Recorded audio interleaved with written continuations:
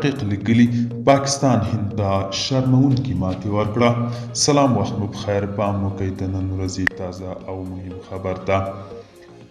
په داسې حال کې چې د هند او پاکستان ترمنځ یو ور بیا جګړه پیل شوې، د حزب وحدت ګوند مشر محمد محقق لیکلي چې پاکستان هند ته شرموونکې ماتې ورکړه. محقق پر پاکستان د هند برید ته د تجاوز نوم ورکړی او زیاته کړې چې دغه تجاوز هم له ماتې سره مخ شو.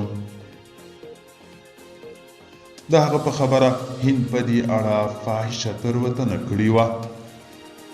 نوموړي دغه راز لیکلي چې د اټومي طاقت لرونکي له لوري جګړه د سیمې امنیت ته ګواښ ده. دوستانو، دا و د نن ورځې چمتو کلی خبر.